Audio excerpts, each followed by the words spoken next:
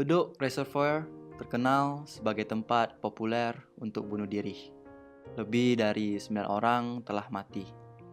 Sony dilahirkan ke satu keluarga berpenghasilan menengah di Medan. Ketika ayah Sony bekerja sebagai pemilik toko kopi, menafkahi satu keluarga dengan 6 orang sangatlah susah.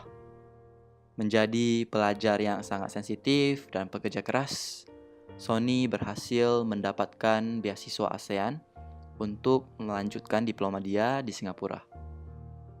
Pada tanggal 9 Desember 2012, tubuh Sony ditemukan di tepi Bedok Reservoir. Setelah beberapa investigasi, polisi telah menetapkan Sony mati karena bunuh diri. Mendengar berita tersebut, keluarga Sony sangatlah terpukul. Mereka segera mengirimkan saudara laki-laki dia, Adi, ke Singapura untuk mencari tahu lebih banyak.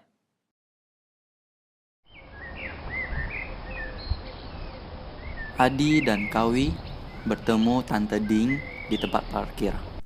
Tante Ding mengeluarkan peta dan menjelaskan tentang apa yang dibongkar polisi.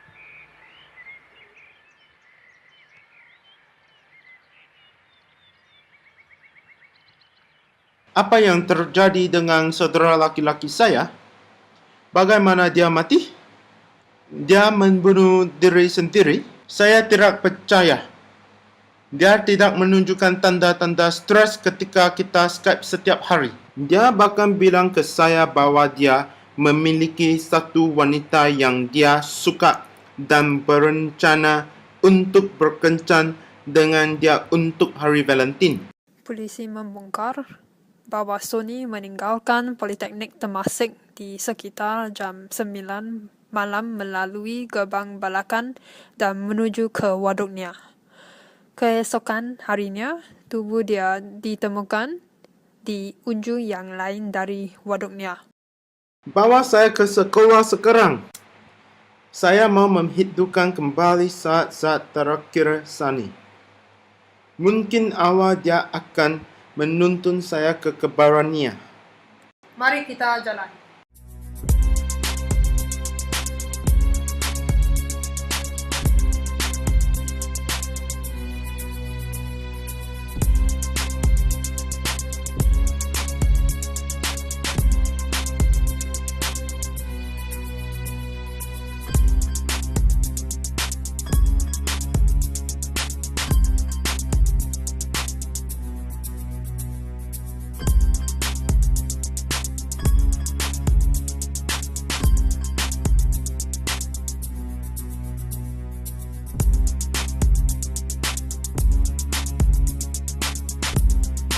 Adi meninjau daerah sekitar gerbang dengan Kawi dan mengambil beberapa foto dengan kameranya.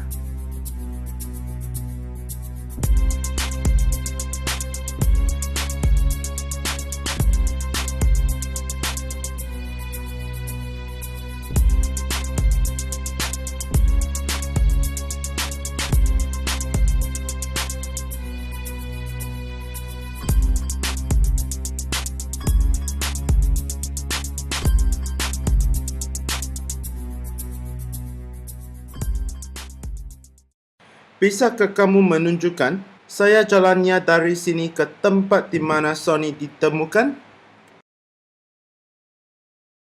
Untuk pergi ke sana, kita akan berjalan meninggalkan gerbang ini, pergi jalan lurus terus, menuju lintasan lari dan belok kiri. Kita akan berjalan terus ke tempat duduk. Di sanalah tubuh Sony ditemukan. Apakah tempat ini angker? Itu adalah perjalanan yang cukup panjang. Mari kita jalan.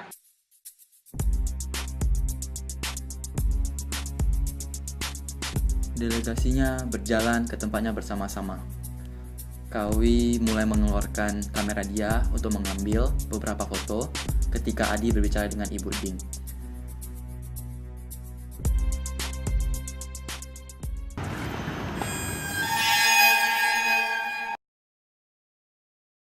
Lihat, ada Sony di sana. Jelas Sony tidak Hah? ada. Dia hilang. Di sini. Dia hilang. Mungkin arwah Sony mau membantu kita.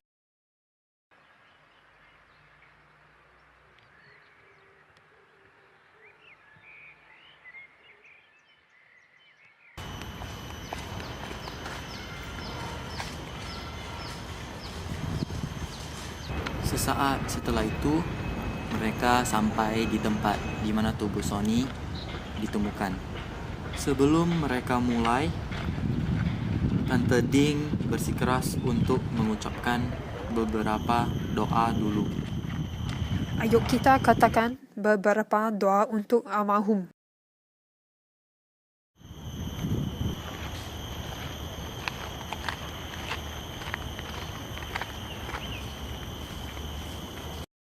Bapa kami yang ada di surga, dimuliakanlah namamu, datanglah kerajaanmu, jadilah kehendakmu di atas bumi seperti di dalam surga. Sony, jika kamu bisa mendengarkan kita, Tante Ding dan Kawi melihat sekitar lantainya untuk mencari tanda bukti dan menemukan beberapa hal yang menarik.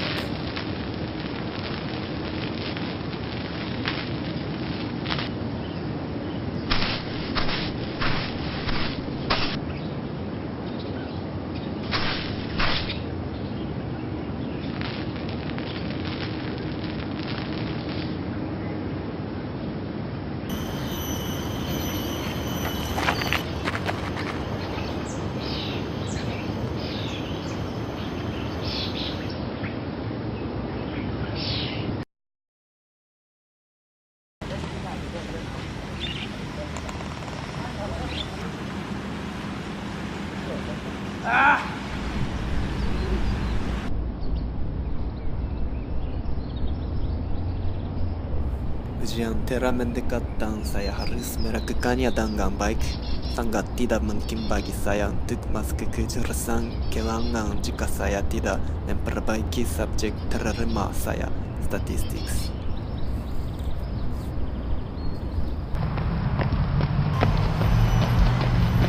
Saya mulai berlari dan mulai berpikir tentang sisi bahagianya dari kehidupan. Bagaimana dia akan memainkan hati dia. Cukup sangat rumit. Saya berpikir statistik lebih mudah. Kenapa seseorang tidak menulis 10 seri tentang berkencan? Atau mungkin menawarkan kuliah kencan?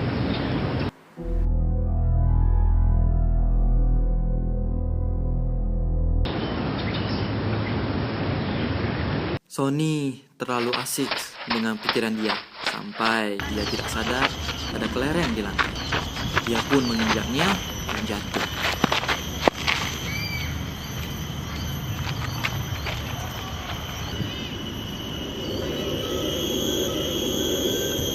Tiba-tiba seorang perampok keluar dan mengancam Sony untuk meminta dompetnya.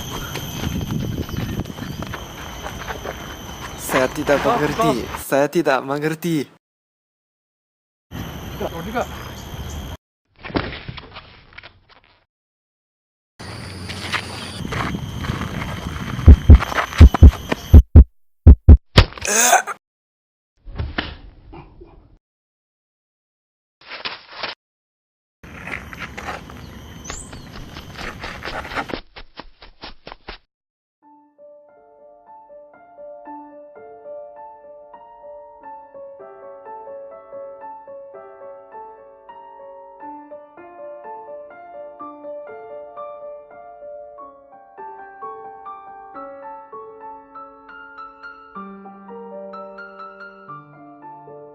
kamu mati dengan cara yang sangat mengerikan. Bagaimana kamu mau saya katakan ke ayah dan ibu? Kamu katakan. Bagaimana hal seperti ini terjadi pada diri kamu? Kamu telah baik ke orang lain dan selalu melakukan hal-hal yang baik. Haruskah kita membuat laporan polisi tentang hal ini? Jelas banyak sekali pertanyaan di kasus ini yang perlu diinvestigasi ulang. Tidak ada gunanya lah. Orangnya sudah mati. Saya tidak mau banyak masalah. Dan sudah sangat lama di mana bisa orangnya ditemukan. Tetapi saya berpikir keadilan harus tetap dilayani. Bagaimana kamu bisa membiarkan pelakunya lari dengan bebas? Kita tidak mau setelah